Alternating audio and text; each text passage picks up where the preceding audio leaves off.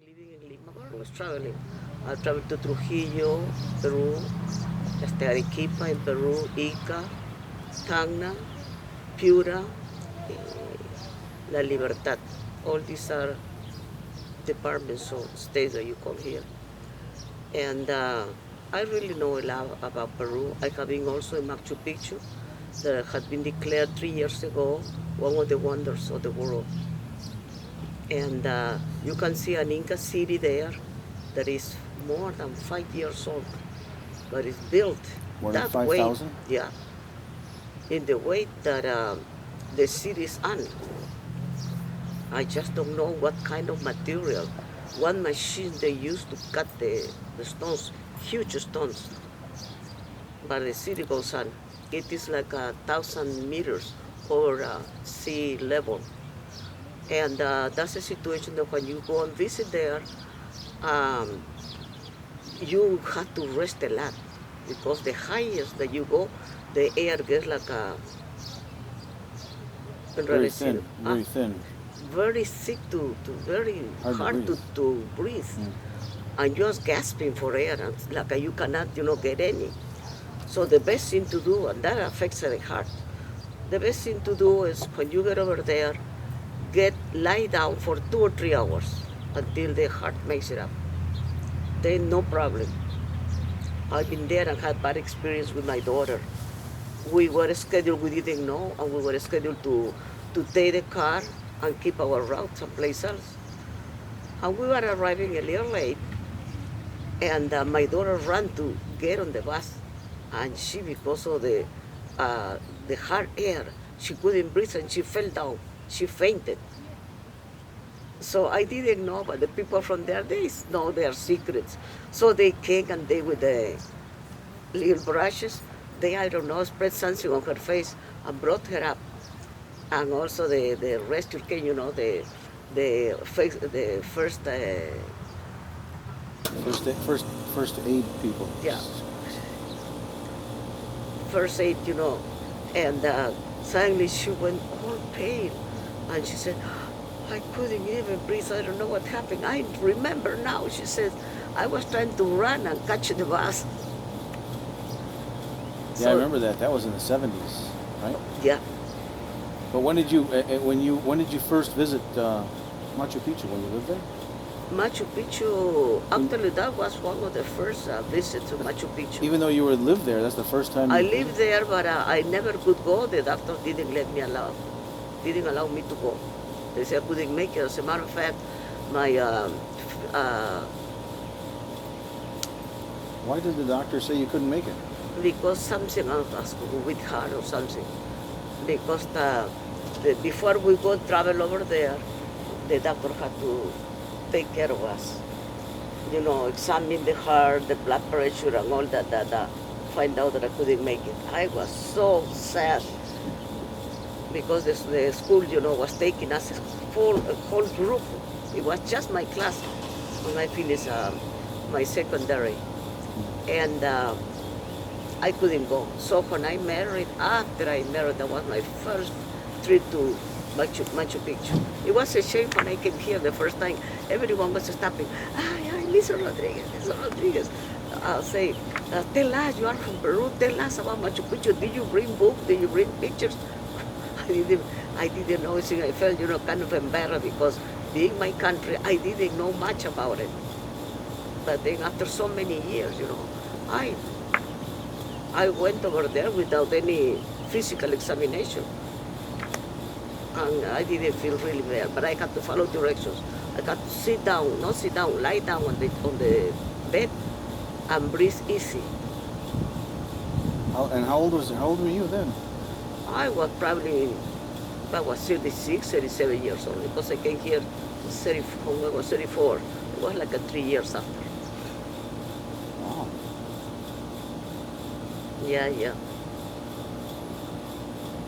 So life there was pretty much the same. They have a middle class. It was a good house. It was a good living. The city is in the highest, in the mountains. I know your house, though. The house you lived in. When you were a child, the house was normal house, kind of like it's the a one normal house, yeah. Like in every country, there are poor people and better, of people. So the poor people, they don't have water, don't have light, they don't have anything, don't pay rent. They just build their houses in the mountains, and they live there. But in commodity, every time they have to come down to buy their food, to anything, they have to come down every time, every day. And the people who had houses, I was raised in a house that had every service, light, electric light, water inside the house and everything. And it's like in any other city. So you went to school in Tumbes? No, because when I was about 4 years old, my family moved from Tumbes to Lima. And I started going to school in Lima. But I just arrived and they took me to the school.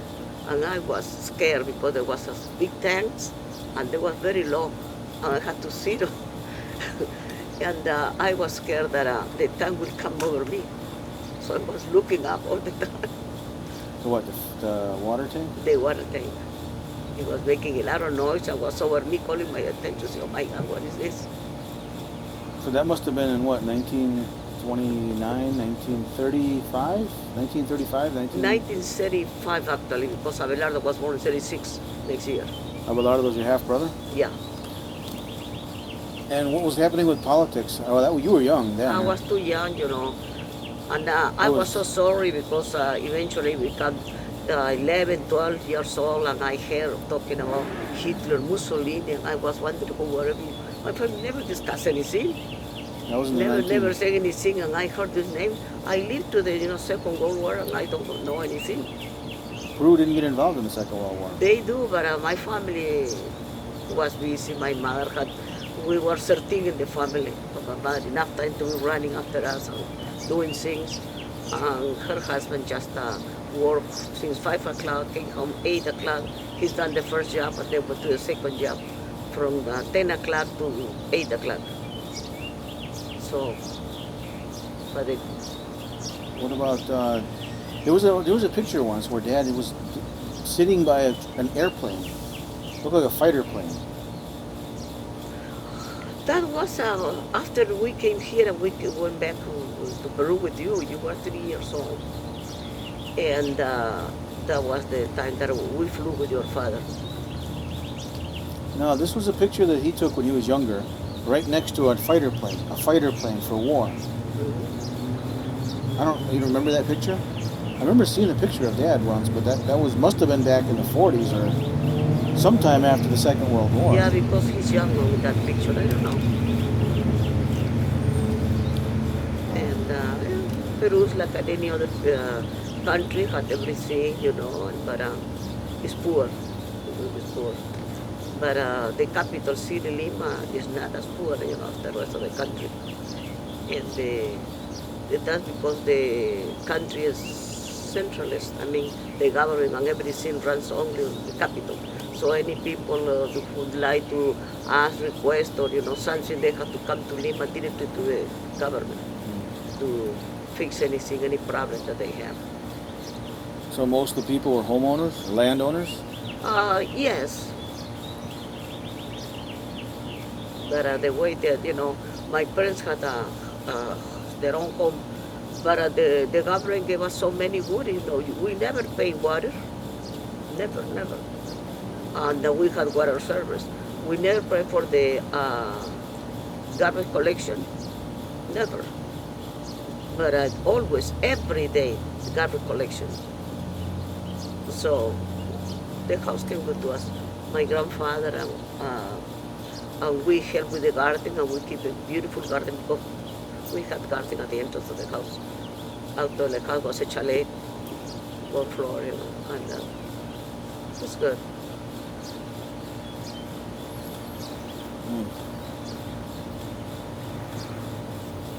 So from there, then fast forward. Now you met Dad. That was when, and after the Second World War, right? You were already in your in your 20s, 30s.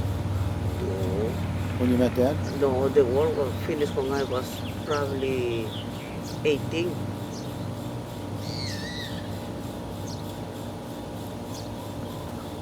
And that's when you met Yeah, Dad after and the a war? lot of people escaped from Europe to South America.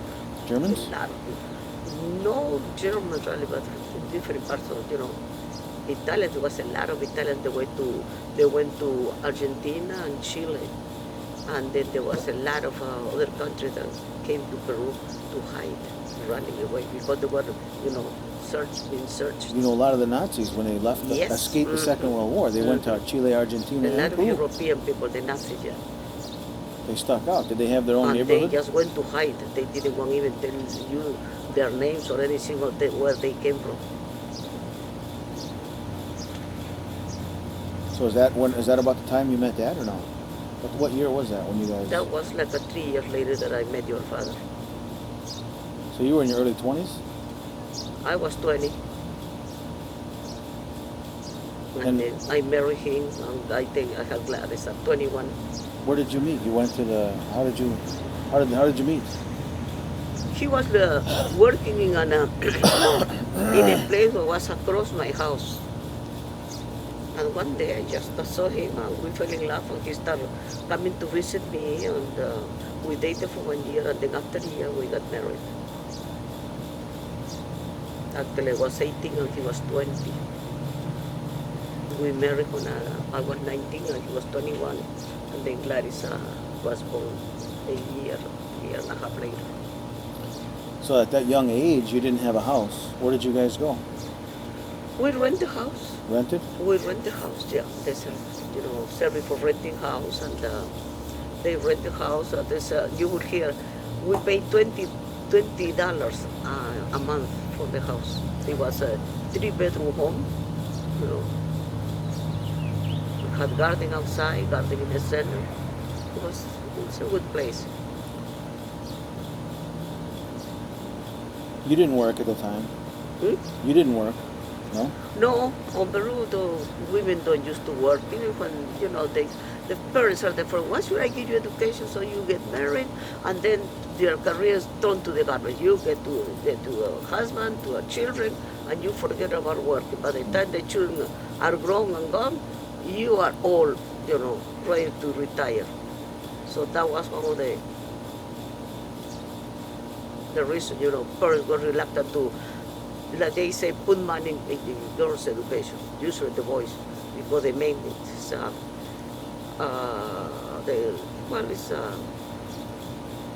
The head of the household. Yeah. The head of the family. The man, yeah. What did Dad do for a living then? He studied some special kind of models. And he started studying right after high school. As the year went by, he started working for an American company called Cyrus? Enterprise, American company. And he worked there for many years. And while in there, he met a friend that worked here in the Busairo Zero in the South Milwaukee. And that friend went to Peru and took tractors from here, and the tractors were sold in Peru. My husband went to deliver the tractors and gave them what they called maintenance. Every 4 months he went to see how the tractors were doing. And talking with this friend, I was convinced. I said, my husband to come over here. Oh, you have 5 beautiful boys, and blah, blah, blah. The education over there is so beautiful, it's so good. The government has good control, and the education was super. So we believe in that. The next thing we did, we came here. To come here, though, you had to sell a house. By then, you owned a house? No. Still renting? We had the money for the down payment. And your father just decided to take that money because we spent a lot of money. We came here in 4 months. The first thing, your father got a contract from here because he worked for one of the companies over here. So they gave him all the facilities to come over here. So in 4 months, our visas and everything that we needed to travel were, in order. So we came. My husband came first in December. think that was 1960, no, 60. I was born in '62, so that was 2 years before 64. 2 years after. Yeah, 1964.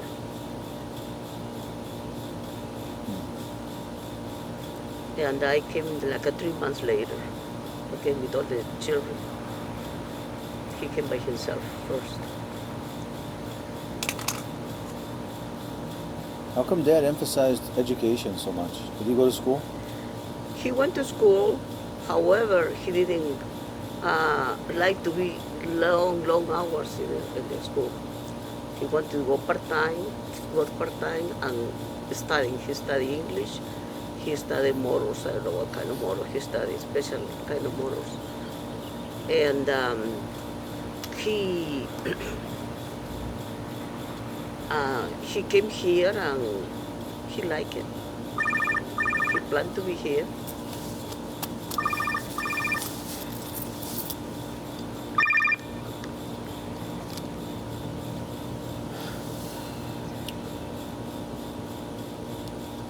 So, go on. He came here after working there? Yes.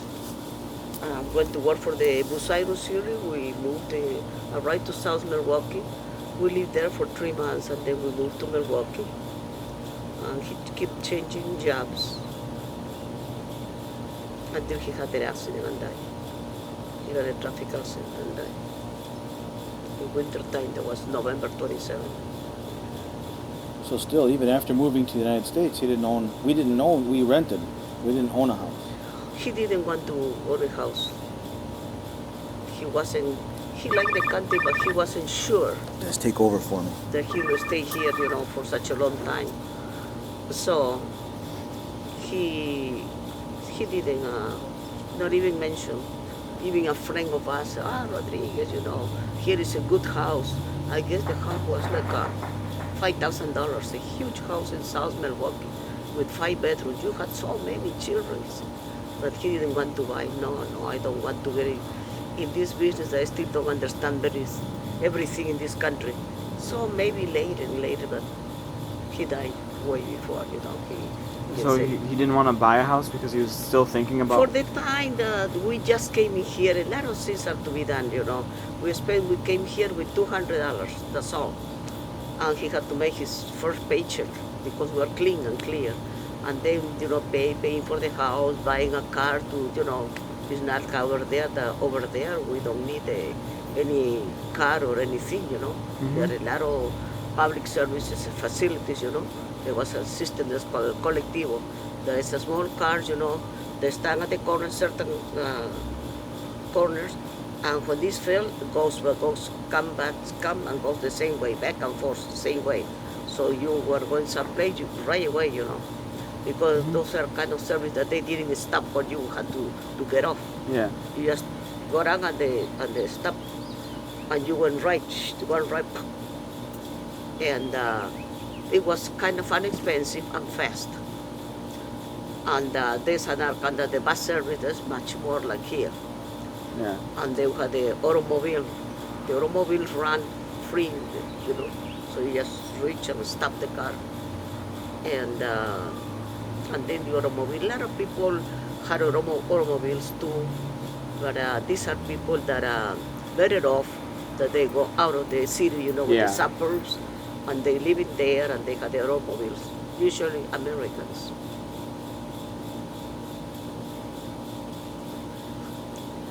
So that's the way that we, I don't know, when my husband died, I was planning to go to Peru, back to Peru too.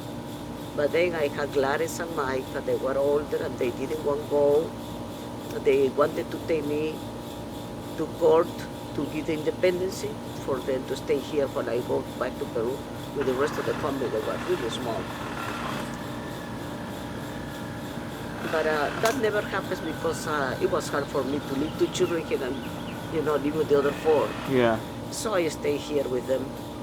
But the end turned out to be good because I had a chance. I was young when your grandfather died. I was only 78, so I had a chance to go back to school. I went to UW. UWM? UWM, and I started to be a bilingual teacher. I had a very good Spanish, come from the country, very good Spanish. So I went to university and my counselor, I really don't know. I would like to, get a career right now. Say, I had him. He said, you talk such a beautiful Spanish. Why don't you become a Spanish, bilingual teacher in Spanish? Oh yeah, I said, do you think so? Yes, well, and here I am. 35, 40 years later. Where did you first teach? My degree was to teach from first grade to sixth grade. But the school board, it had, switch teachers. Sometimes they have to do it to range. Sometimes they send me to 1 year before, like a kinder, or 1 year passing my grade. In the sixth grade, I could go and teach seventh grade, but I never did it, actually. But I taught almost all the grades. I started in first and second grade in one classroom, and then I didn't like that, so the next year I changed to the second grade. I worked like 4 or 5 years in second grade, and then the next year I worked on sixth graders for 2 years. And eventually I would switch, second grade, fifth grade, fourth grade. 2 years I worked as a specialist in something in reading or a specialist in math, they call in the school board the Title I teachers. So finally, in my last 10 years, I work in Allen Field, but I was a bilingual teacher for more than 10 years, and I retired from there 12 years ago.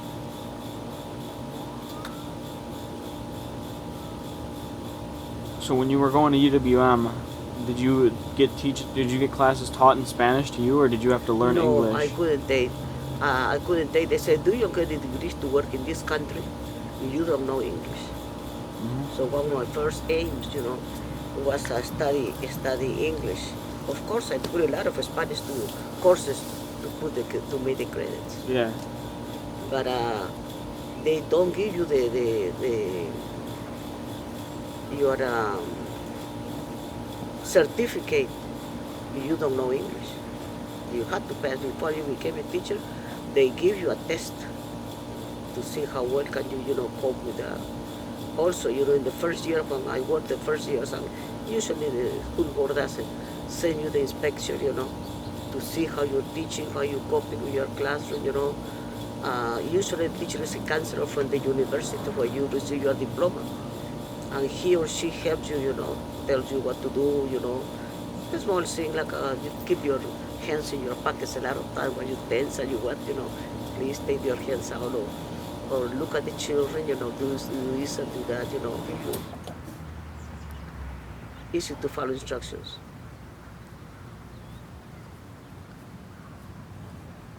So you're talking about what? Once I got my degree in bilingual education, I was really lucky. And that year, the Spanish, bilingual Spanish was just growing, and they needed teachers like So I had the contract I have for 3 systems. From where Tony is living now, Oak Creek system. I went for Waukesha system, for Milwaukee Public School system, another system, I don't know. But I prefer the Milwaukee was the closest one, because I thought of those, those times in winter time, they're so slippery. Oh, yeah. I took 142 from Brown Deer all the way to, oh my God, bumper to bumper, it took like an hour and a half. And going farther south would be more time.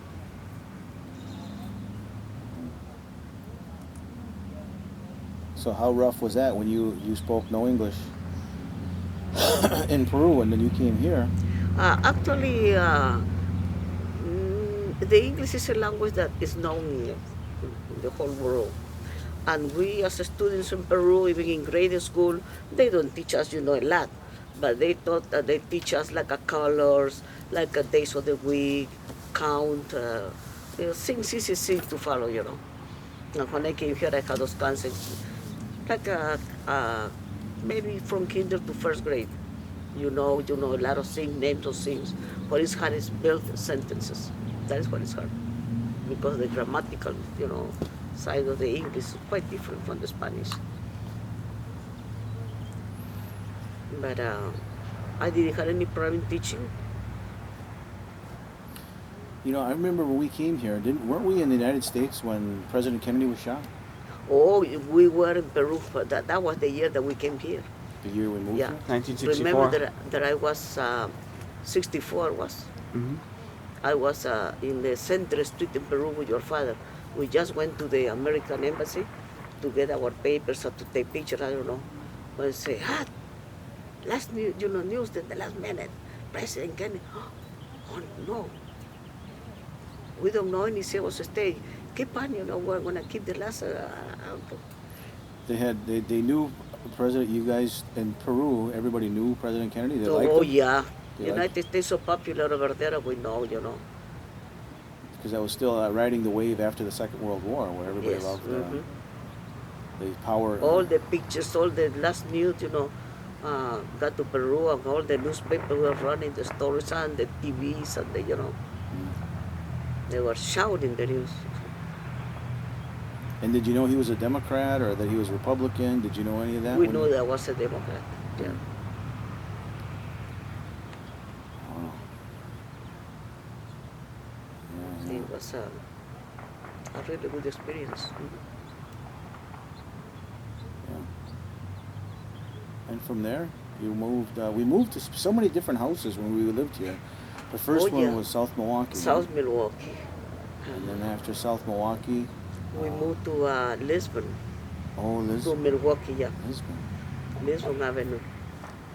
But we had a picnic, remember, 2 weeks ago or 3 weeks ago when Mike was here. Yeah. That was on the same street, only that we at level 37 went to 167, something like that. Oh, Hampton. Actually, it's called Lisbon. Lisbon. Lisbon. Wow. Okay. And then after that, it was Hampton. After that, from Lisbon, we moved to Hampton, yeah. So we lived in 106th and Hampton, right? 106, yes. When Dad died. I was living in there, and from there we went to Congress, by the Capitol Court, and from there we moved to, what is that big street called? Appleton. Huh? Appleton. Appleton Avenue, 8566 West Appleton, I remember that. And then from Appleton, I moved to North Brown Deer. North Meadows. Yeah, all the way north. Oof. That was the first time you owned a house. I bought my house. All the time in Peru. Gladys wasn't even born on a way, saving my money. I had $1,000. And then one day your father showed up with the old car. Oh, that I was mad, because I wanted that money to buy a house. That was the first time. The years came back, and I had $15,000 this time. When your father decided to spend that money, but fixing all the papers and all the visas to come over here, including the flights. The third time, I was, again with the idea houses, but he didn't want to. He bought a car for Gladys, remember, one pink, the Gladys have Rambler. And finally he died. And I was at the side, to have my own house. So I bought a house at North Meadows. They were brand new houses, beautiful. But So the first time you owned a house was Yeah. after he died, was that? and then I said, I'm going to move south because I was working by the time that I bought this house. I was working on the south side. So I moved here. What place in the south, it's good to live with children. So I came here. It's a good place, Since 1985. Yeah, a good place. I live here for so many times. I am happy and glad that I pick up a good place. Never disturb anything, no problem with the neighbors or anything. Who lived over here originally? On the side here where Uncle Hector lives now. There was a family that sold out the houses. But I bought that house, but Hector and Sandy moved first, and they changed. So you over there, you move from there, I don't know. But they just moved in there. So originally you lived in this side. I wanted that side because at this side of the garage to park my car over here. When I come to, I go straight out, I don't have to.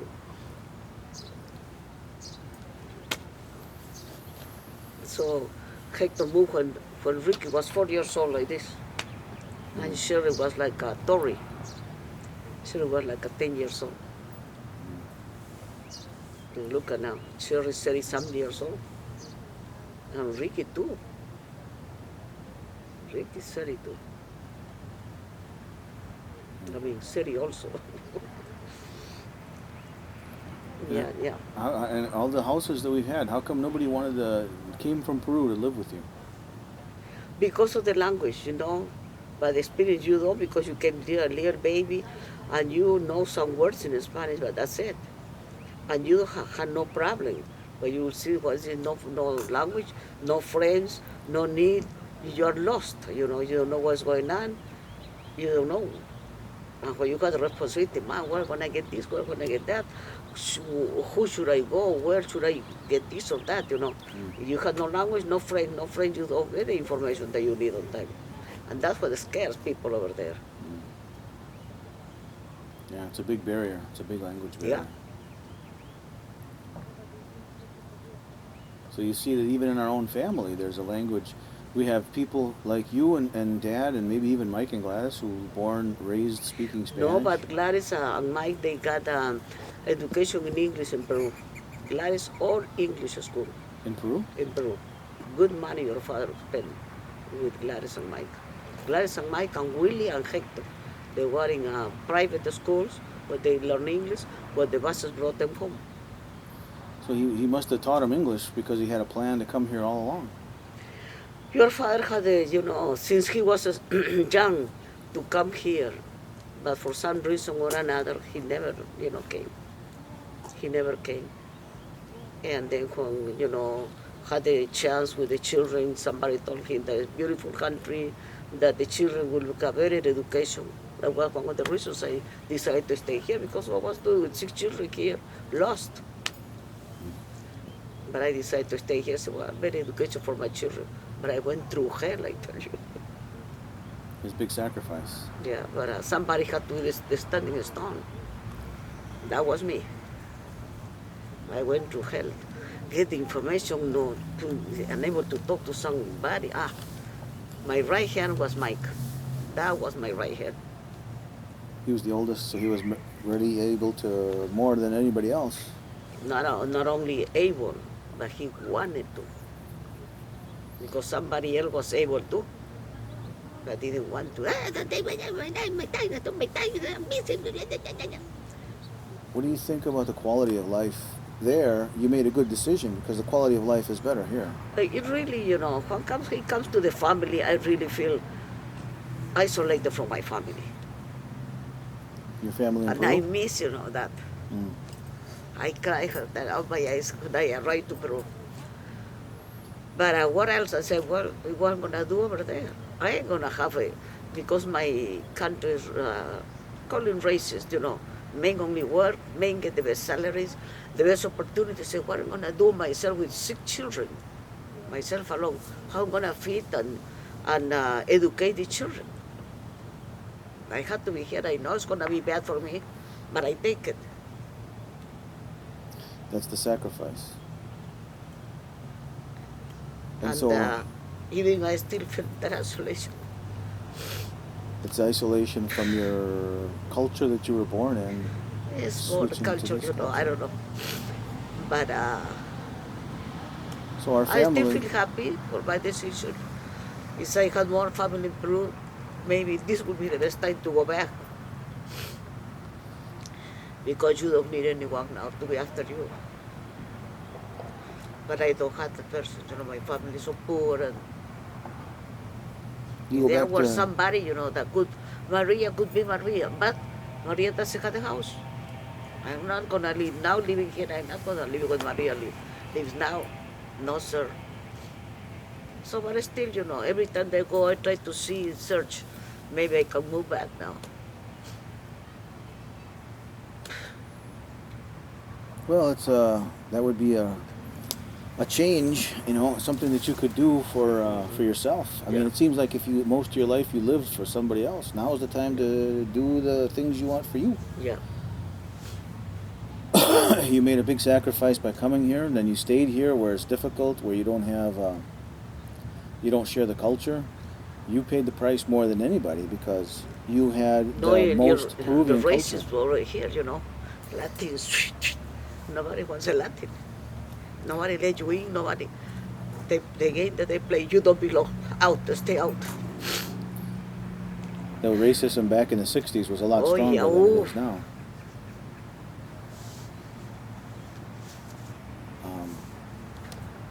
But if you go back to Peru, you'd be an American. Oh, yeah. Well, You're not a Peruvian. they insulted me. They insulted the American. Ahí está la americana. What? That's an insult. And that's the price you pay for Well, having... I pay price here, I pay price over there. That happens to the person who moves to, to another country or another culture. You never had your work together. Like you had your work together, he had your mother, your father, your brothers, your sister. You are living your whole life. You start school here, you start your real shit when you came here. And you're educating in school, you nothing to say, okay, in Peru I learn this, nothing. You learn everything here. The same thing for your brother, born in here and the same thing. You didn't go through hell. I did. I had a carriage in the middle of the street, how I 56 children. No language, no money, no nothing. You had the instinct to fight your way through, to make it happen, to make it work. Yeah, very proud now. Say, I feel proud no matter what, who sees me.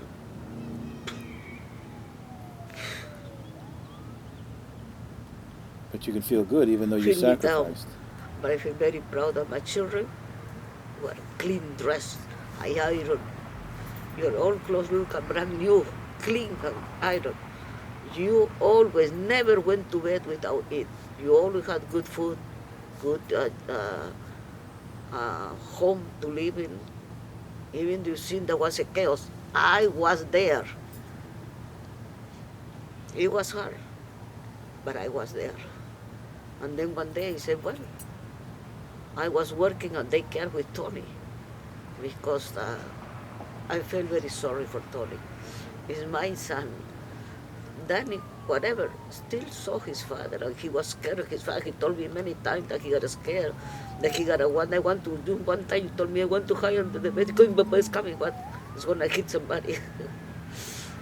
But Tony that didn't have it. And then I felt it into my heart. This boy doesn't have a picture of the father.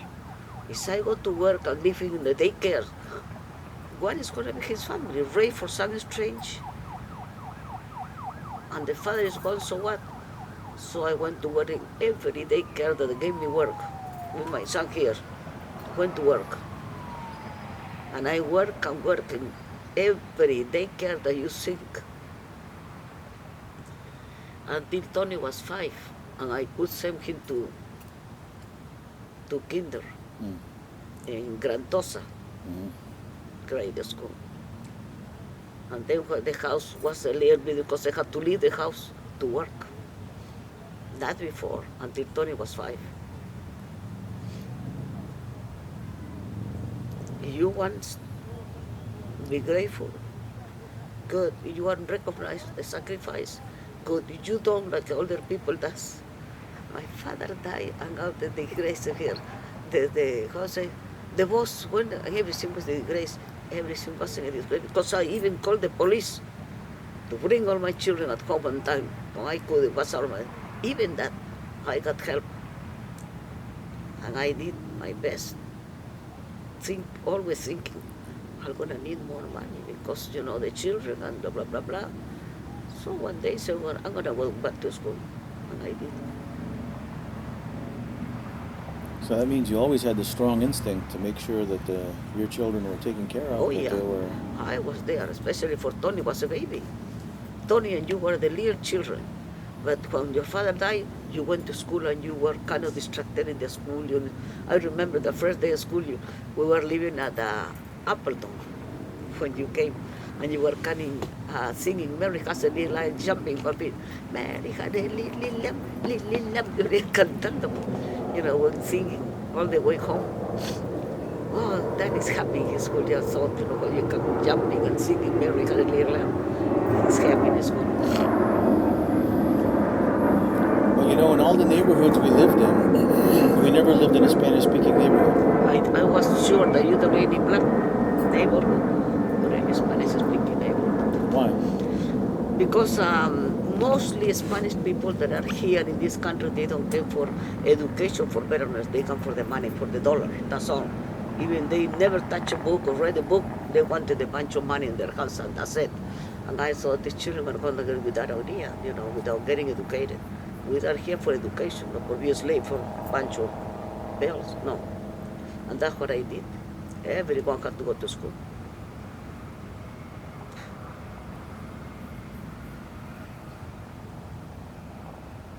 But it would have been easier for you if we lived in a Spanish-speaking neighborhood. Oh, sure. It will be easier for me. But we moved 6 times. Right? But never to Spanish or black neighborhood. South Milwaukee, Lisbon, Appleton, North Meadows, Capitol Court, and here. 6 times and not once in a Spanish-speaking neighborhood. Because you chose not to. Yeah. I always choose I choose this house, this neighborhood. I like it. Until now, I still like it. Very quiet. I never had a, discrepancy with my neighbor for anything. Never, ever. I always say, hi, how are you? What's everything? Oh, your flowers are beautiful. Oh, the day is calling from their child into my house. And never come because when you come, you enter my house and then start the fights and your child and my child and you. So what's the thing you're most proudest of? Staying here, persevering, and seeing your family? What's the proudest thing you have? The first disgrace for me is I had my 2 worlds divided. That I never, ever, not even 40 years later, can put my worlds together. My country and the place where my children are. I never, ever, I close my eyes and I never put these 2 together. That's the biggest sacrifice you made. What's your proudest moment? That's why. You're proud that you moved here, that you stayed, that you persevered. I wish, if I was born here, they have to change, switch half of my family over there, the other half over here. Now I are with the younger generation to understand me. My older generation over there, I cannot stay with them. And that's our family history. Yeah. That's probably the family history of a lot of people that move here from another country, and they're the first generation that moves here. They go through that. But they go through that so that their families can have a better life than they had. Estas son las, ¿cómo se llaman? The lightning bugs. Should we go inside? Yeah. What do you think, Des? But The light's getting... that's it. It's okay here. Light good? I mean, it still looks good on the camera.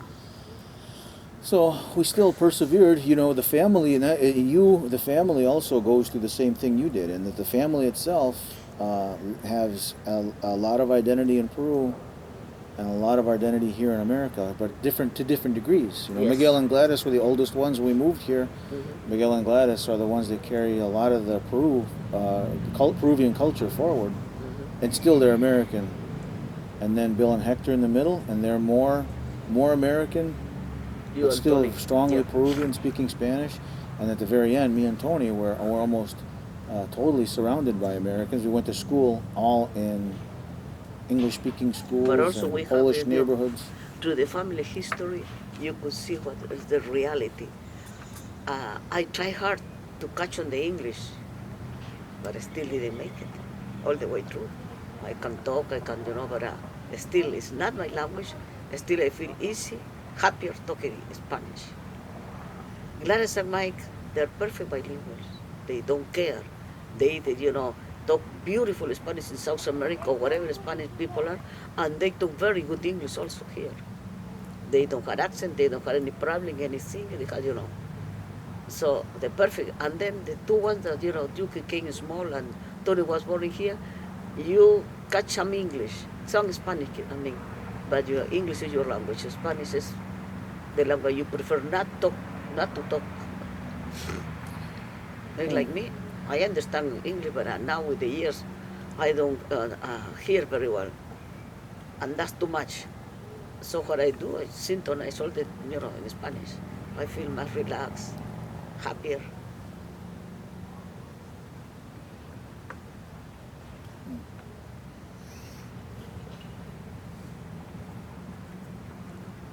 And still, you have your Spanish-speaking friends you go to, UMOS Yeah. and UCC. I go to see, but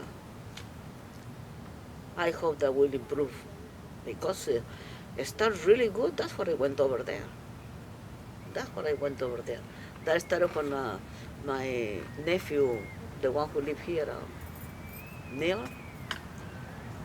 Neil came and came without papers. I was scared to death, but I had to do something for this poor boy. I saw there was a boy that came here to learn something and go to work and make his living here.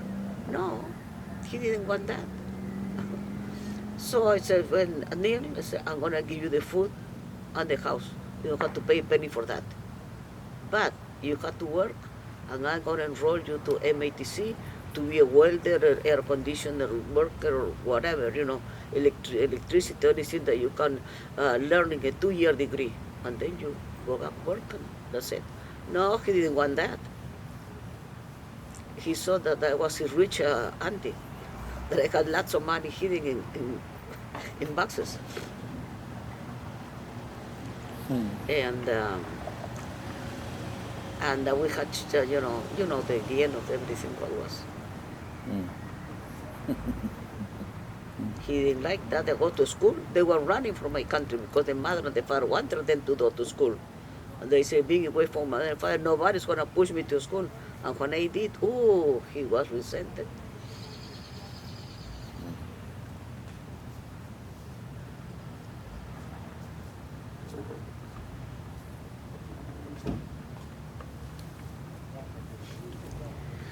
That's life, señores. So what if we were back in Peru? If we go back into the imagination, Yeah. and we stayed in Peru, where would we be right now? That was what I pictured. 40 years when your father died. I pictured, I go to Peru now because we didn't have the money.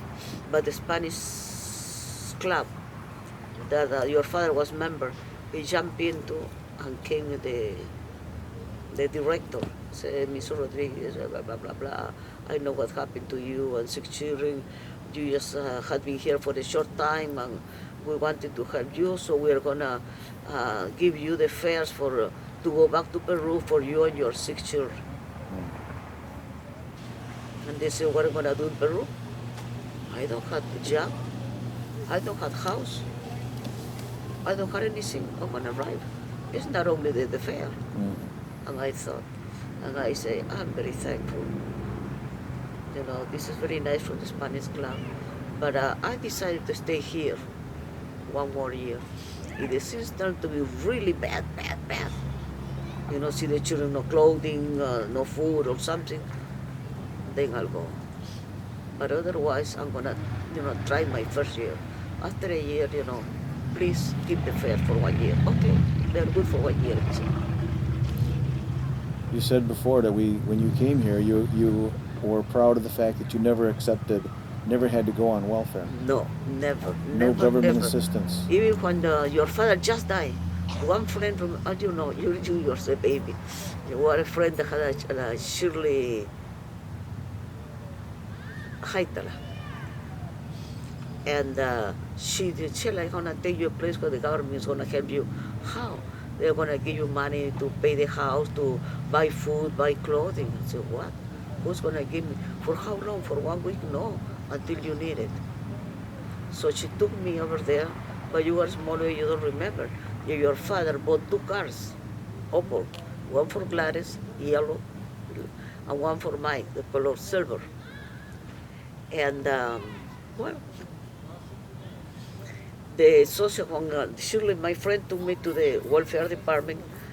There was a government agency, I guess, to help families, She went to visit me at home. I didn't know. She asked me, Are these your cars? I say, yes, of the family. Oh my God, she wrote a long, I tell you, statement. Mm. A rich family with 2 cars in the family, they had telephone, 2 telephones, they had this, they had that, they had that. The next thing that I heard a letter. So, Mr. Rodriguez, we are sorry. We deny your case was denied in the letter to the welfare department. We cannot help you because you had 2 brand new cars in the family. So what we do, what I order you to do, sell those cars and save all the sales slip because from that money you are gonna buy food, clothing, and paying housing for. When all that money is gone, you come back to us and we are gonna help you. So I got resented. Instead of doing that, I went to work with the uh, daycare with Tony, making more money. But remember that Mike was at home and Mike was giving me all his money. As soon as your father died, Mike jumped in. Going to school, the university time, and working a night shift. Mike jumped in. And he helped me a lot. Helped me a lot until he moved. Then when he moved, then I had, start looking for job. That's when I moved to Humos. I worked to Humos. I had my work at Humos. It was good. It's getting dark anyway. Let's move inside.